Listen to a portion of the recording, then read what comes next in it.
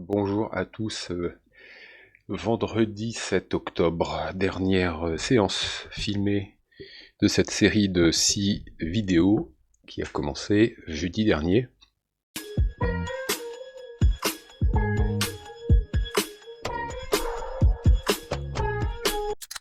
J'espère qu'au terme de cette série de vidéos un peu longue, vous aurez appris beaucoup de choses et que vous aurez une vue assez précise de ce qu'est le trading intraday. On va commencer donc avec l'ouverture des marchés, il est 9h05. Deux opportunités se sont présentées, mais elles sont filtrées. 5 minutes ici, j'ai tracé le range dans lequel une position d'achat pouvait être tentée ici. Ce double appui, c'est réalisé certes, mais c'est une position que je ne pouvais pas prendre parce que la taille du range est ridicule, elle fait 10 points. 10 points, c'est trop peu. Je ne rentre pas pour 10 points parce que je suis obligé de prendre 2 points de marge à l'entrée, 2 points de marge à la sortie, pour 6 moins les frais de courtage.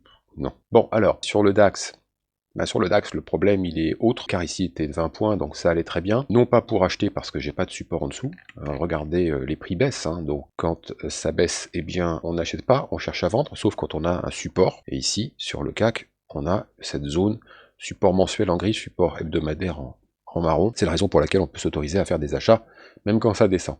Ici, il n'y a pas de support, le prochain support il est beaucoup plus bas, vers 12 300, et l'idée était de vendre le top. La raison pour laquelle je le fais pas est très simple, c'est que l'invalidation de ces scénarios ne pourra se faire que au-delà de cette limite de 445, et on est quasiment, si vous regardez bien, pratiquement au niveau du stop de protection. Donc les invalidations de scénarios sur les ranges, pour rappel, sont moins coûteuses que les stops. Les stops sont les stops de protection. Parfois, dans certaines stratégies, l'invalidation de la position est équivalente au stop de protection. Et dans d'autres, comme celle autour du range en cours de formation, range déjà formé, sortie de range et compagnie, là, on a évidemment un stop de protection de 2% de la position. Toujours pareil, ça ne change pas, mais nous avons 9 fois sur 10, largement 9 fois sur 10, un signal d'invalidation qui nous fait sortir de position avec une perte, mais une perte moins importante que le stop. C'est comme ça que j'obtiens des ratios gain-perte autour de 1,9, quelles que soient les stratégies et les unités de temps. Bon, ceci étant rappelé, c'est la raison pour laquelle ici, je n'ai pas initié de position, et à l'instant T, on n'a pas vraiment de directionnel depuis l'ouverture, on sait que ça baisse. Alors la question c'est, est-ce qu'on peut prendre quelque chose sur le plan technique ? Sur le plan technique, non, il n'y a pas de directionnel marqué. Si vous voyez, regardez, on vient ouvrir dans la zone là, qui est une zone de double appui sur un niveau de support. Donc la probabilité de poursuivre, on va attendre qu'elle soit constatée. Voilà, si je partage l'écran, c'est mieux.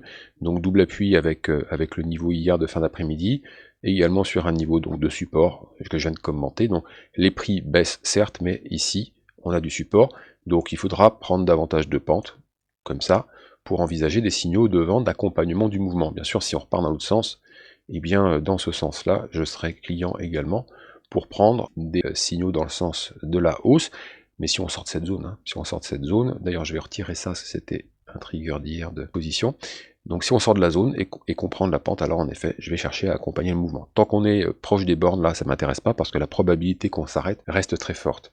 Même chose sur le DAX, donc là je vais mettre en 2 minutes, on a un fort rebond à l'ouverture, ça baisse, mais ça c'est la séance pendant la nuit, et ça n'a pas de consistance. Donc le niveau d'hier après-midi correspondant au CAC, il est ici, donc on est allé un petit peu plus bas à la faveur des échanges de la nuit, sans doute, et on a beau baisser, il n'y a pas de directionnel vraiment marqué, c'est une baisse qui est larvée, et donc sans relais fort, on ne peut pas prendre de la pente, et si on ne prend pas de la pente, alors les signaux techniques, si j'ai pas un directionnel bien marqué, les signaux techniques, je les laisse tomber, en tout cas ceux en 2 minutes. Pour avoir une vue générale de ce qui se passe, je vous ai parlé hier donc de cette fameuse zone de support, au-dessus de laquelle le CAC maintient son rebond. On est là dans la zone de support, et ce matin donc ça ouvre au-dessus. Sur le DAX c'est un peu différent, on est en dessous. On est en dessous de la zone 15 500, 15 550, zone qui a provoqué pas mal de rebonds depuis l'Ukraine. L'Ukraine, ça a été le point bas en fait, et puis on est venu sur cette zone hebdomadaire de support qui est une zone très forte. J'en ai parlé à maintes reprises sur TV Finance, et cette zone, on est passé en dessous, on a accéléré, on est jusqu'à 12 000, c'était l'objectif que j'avais fixé, on a rebondi, c'est assez logique, j'ai déjà expliqué ça dans les séances précédentes que j'ai filmées, qui sont disponibles dans la playlist, et puis voilà, on atteint les résistances, c'est la même chose sur le CAC, et maintenant on repart en arrière. Alors l'enjeu pour cette semaine, c'est de finir au-dessus de 15 500, 550, sinon ça veut dire que alors le rebond ne sera qu'un pullback potentiel, on le voit très bien ici dans le graphique, fin de la baisse, rebond de la semaine en cours, depuis lundi, avalement haussier, rappelez-vous tout ça, et on arrive jusqu'à la résistance, on est passé au-dessus temporairement, et là si on finit en dessous, alors nous sommes plutôt dans une situation dite de pullback où on vient, on tape, et après bah, c'est soit double appui, soit plus bas, soit rebond après le double appui, et ainsi de suite. Donc, fin de semaine, dans ce niveau de prix, probabilité de repartir en arrière relativement élevée, en tout cas sur le plan de chartiste. Après, il y a le contexte qu'il faut analyser, bien sûr. Le contexte, il est inchangé. Hein. Qu'est-ce qu'il y a de nouveau? Rien. En tout cas, si s'est passé quelque chose cette nuit, j'étais pas à l'écoute. En fait, je suis rarement à l'écoute. Je pense que tout est dans le graphique, et ce qui m'importe, c'est pas tellement la nature de la nouvelle, c'est comment les opérateurs prennent la nouvelle, ce qu'ils en font. Donc, journée relativement importante pour le DAX, par le message chartiste qui sera envoyé. Du côté de la volatilité, on ira faire un tour sur le tableau d'options à la prochaine, ça s'est calmé, et donc on va regarder justement si les opérateurs, par la lecture de la volatilité implicite, donc celle sur les options, je reviendrai dessus tout à l'heure quand on en parlera, si une indication dans cette volatilité peut nous donner un sentiment sur la façon dont les acteurs du marché anticipent la suite, après ce rebond qui, pour le moment, reste un rebond technique, que ce soit sur le CAC ou sur le DAX. Donc, je reviens vers vous dès qu'il y a du neuf, que ce soit sur le plan de chartiste ou sur le plan technique. Voilà la tête des graphiques que je viens d'oublier de vous afficher. Le DAX un peu faible sous 15 500, 550. Le CAC en pleine zone de résistance. Voilà, la suite dans quelques minutes sans doute. De retour, il est 11h20, il ne se passe rien. Je suis venu vous faire un point de la situation. Alors, c'est très simple, hein, sur le CAC, bon, on n'a rien. Voilà, vous le voyez, c'est totalement à l'horizontale. Il ne se passe absolument rien depuis tout à l'heure. Les prix sont montés puis sont descendus tout simplement. Sur le DAX, il y a un tout petit peu plus de choses. Là, c'est le graphique 5 minutes que vous voyez là. Donc, on va commencer à prendre un peu de hauteur. Sans grande surprise, on s'arrête à nouveau sur la résistance. La seule petite chose qui vient peut-être dans notre faveur, c'est que nous avons la possibilité d'avoir potentiellement un signal d'achat qui peut se faire dans cette zone. Bon, on n'y est pas encore, hein. On n'y est pas encore, mais on peut y être vite. Alors, ce que je voulais vous dire en attendant qu'éventuellement ça se mette en place, c'est que, eh bien, je vais pouvoir vous parler du 15 minutes. Le 15 minutes, c'est sur des stratégies que je mets en place un peu comme sur 5 minutes, donc voilà, enfin, surtout du DAX. Hein. Et nous avions tout à l'heure, alors je vais mettre une alarme parce que on sait jamais. Oui, donc je disais sur 15 minutes, tout à l'heure, nous avons eu un signal d'achat qui a eu lieu sur cette bougie, hein, ici à 9h en fait, pile poil à 9h. Signal d'achat dont je ne vous ai pas parlé et qui reprend un peu les mêmes contraintes que d'habitude, à savoir que là on a un écart de 80 points à faire pour rémunérer le risque, puisque le risque est de 80 points et que 80 points, voilà, ça se situe exactement dans un niveau de résistance, hein, tout simplement une zone de prix qui fait résistance. Donc c'est la raison pour laquelle ce signal a été filtré sur 15 minutes. Donc les obliques que vous voyez correspondent justement aux repères qui me permettent de guetter ce genre de signe. Sur 5 minutes, donc on a un graphique qui commence à s'exprimer un peu vers la hausse, même si celle-ci est bien sûr, comme je l'ai dit, un peu capée, hein, par toute cette zone de résistance. La raison pour laquelle ça bouge pas sur le DAX, c'est que on a autant sur le DAX, on a la résistance qui est au-dessus, ça va repasser voilà, on a du monde au-dessus de la tête, autant sur le CAC, on est encore sur une zone de support. Voilà, on n'est pas passé en dessous. C'est ce que je vous montrais ce matin sur le graphique jour. Voilà, on est venu pour l'instant, on est en pullback. Pullback, c'est ça, hein, voilà, potentiel. Alors que sur le DAX, eh bien, les choses sont différentes. Ici, on est passé en dessous. Donc pour l'instant, on est plutôt dans un schéma de pullback, mais cette fois-ci sur le graphique semaine. C'est ce que je vous montrais tout à l'heure. Donc, alors pour rappel, hein, voilà ce que c'est. Je remonte et je tape sur la résistance pour repartir dans l'autre sens. Bien, donc tout ça étant clair maintenant, eh bien, on va guetter l'apparition éventuelle du signal technique sur 2 minutes pour le DAX, mais il faudrait revenir autour de 465 pour avoir une des deux premières conditions remplies. Je coche des cases, moi, c'est comme ça que je fais. Pour l'instant, ça va être mal parti puisqu'on repart à la hausse. Sur le plan de chartiste, on est toujours coincé, il n'y a rien à faire, rien du tout, que ce soit sur le CAC et sur le DAX. À 11h24, on doit encore attendre que les prix s'expriment pour nous amener une évolution propice à la mise en place d'une figure ou d'un signal technico-chartiste. Si jamais ça bouge un peu plus sur le DAX et que le signal se déclenche, je reviens à tout à l'heure. De retour avec, alors non pas le signal qui se met en place, mais sur le plan de chartiste, une position que je viens d'ouvrir à la vente en double top, sur, alors je vous montre ça tout de suite, sur le 5 minutes, ici, du DAX, voilà, on est en train de monter, mais nous sommes sous une résistance, appui, top, double top, pardon, top, appui, double top, dans ce sens-là, c'est mieux. Le range est correct, 21 points. J'ai pris position à 506, le rachat va se faire 489, potentiellement, ce que je vise donc, c'est dans cette zone, avec une marge de points. Dans ces cas-là, j'aurai 1, 2, 3, 4 points de contact et un range qui se met en place. Alors après, si ça va plus bas, j'aurai le signal technique dont je parlais tout à l'heure, qui pourra se déclencher par ici cette fois. Je vous le mets en 2 minutes. Dans cette zone-là, la grosse louche, hein. On est encore tellement éloigné de la possibilité de la mise en place. En ce moment, on cherche à aller là. Sur le CAC, en revanche, rien. Vous voyez, le comportement est très différent au niveau des prix.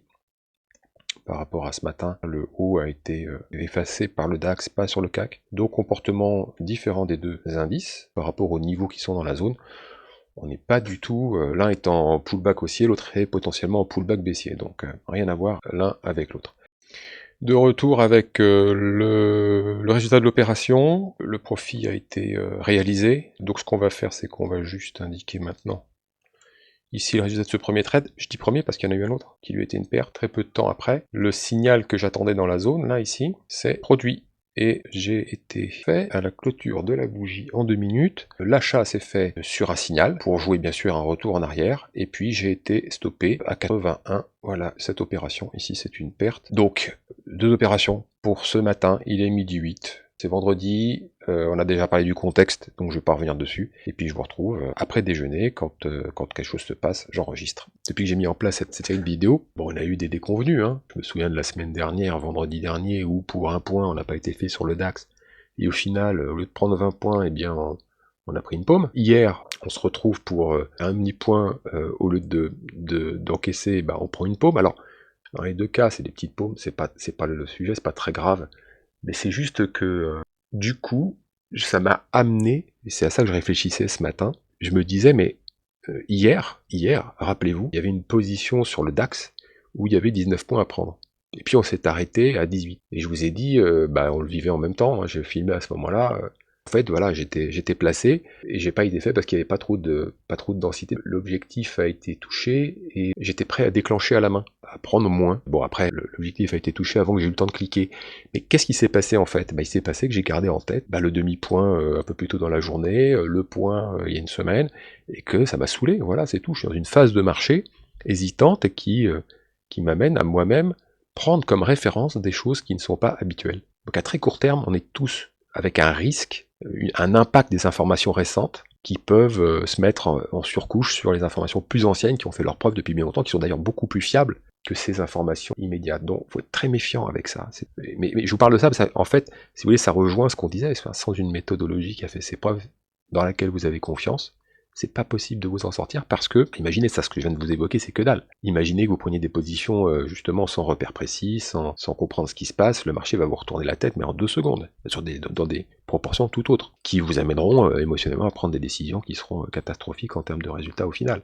Ce qui s'est passé, c'est intéressant, je trouve, parce que j'ai de la bouteille, et à très court terme, deux événements qui n'en sont pas d'ailleurs, m'ont amené à prendre une décision d'aller cliquer pour fermer une position à un point de l'objectif parce que voilà, dans un passé récent, ça s'est produit et que j'avais pas que ça se reproduise. Alors que, mais non, il faut pas le faire. Il faut pas le faire parce que si à ce moment-là, on commence comme ça, et c'est bien là le danger, à chaque fois que ça va se présenter de cette manière-là, ou même pire que ça, à chaque fois que ça va être un petit peu hésitant, que ça va s'approcher du prix, et que, bon voilà, si on laisse une seconde de plus, ça va le toucher, mais une seconde avant, on appuie et puis qu'on prend 1 point, 2 points, 3 points de marge, et puis quoi encore? À la fin, on en est où à la fin de l'année sur le compte d'exploitation? C'est une catastrophe. Donc, et ça, c'est un impact immédiat d'images, de sensations négatives, d'informations négatives récentes, qui n'ont certainement pas démontré leur récurrence dans le long terme. Voilà, tout ça pour dire, il faut absolument avoir les idées claires sur ce qu'on fait, sur une méthodologie, avoir confiance. J'arrête pas de vous le répéter depuis une semaine, et ça se démontre, quoi. Même avec une bonne stratégie, même avec de l'expérience, même avec la confiance, on peut arriver encore à avoir la tête qui brille. Ça fait réfléchir. En tout cas, moi, ça m'a fait réfléchir ce qui s'est passé là. De retour, il est 16h25, je viens de prendre une position sur le DAX en 2 minutes, signal technique, après une baisse forte, suite à la statistique de 14h30. Le DAX a continué de perdre du terrain et il est allé chercher le support suivant entrée ici, invalidation ici et target là, avec, je sais pas pourquoi, il s'est passé voilà, une ouverture avec peu de densité, puisqu'il y a eu 3 points entre la clôture et l'ouverture de la suivante. Donc ce qui fait que l'exécution n'a pas été exceptionnelle. Le gain, bah, c'est un signal technique, donc c'est 20 points. Vendredi dernier, on n'a pas été fait à 1 point sur notre objectif. Le plus bas ici est à 40. Notre objectif est à 37. Ça me rappelle pas des super souvenirs. Et voilà comment on se met dans la tête des trucs pas sympas, alors que en fait, on est peut-être tout simplement dans une phase de marché qui est pas cool. On va prendre son mal en patience en attendant que les choses reprennent leur rythme. Là, on est vraiment descendu un cran en dessous sur le DAX, qui est 12 500, 12 550. On est venu chercher quand même 12 300. C'est l'hypothèse que je vous indiquais ce matin sur le graphique weekly, avec la possibilité en effet de n'avoir eu un rebond qui ne sera finalement qu'un pullback sous la zone de résistance de 12 500, 12 550. Ça s'énerve un peu, je sais pas, j'ai pas été regarder quelle était la news, mais en tout cas l'interprétation du marché, on la voit, n'est pas très positive. Bon, on se rappelle quand même que c'est la spéculation qui est à la manœuvre et que nous ne sommes pas dans une période où le stress est à son pic. Rappelez-vous, la semaine dernière, on était plus bas et ça n'a pas paniqué, il y a eu un fort rebond. Tenez, voilà le graphique. Alors, pas fait. Non, on va pas me la refaire comme la semaine dernière quand même.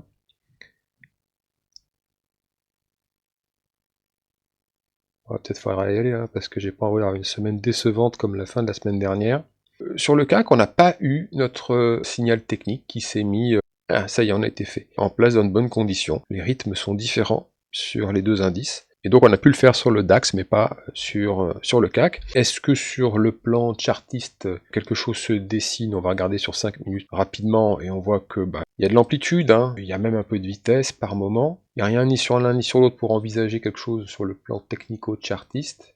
Donc il ne reste plus qu'à attendre. Bon, il est que 16h30, et il reste encore 1 heure.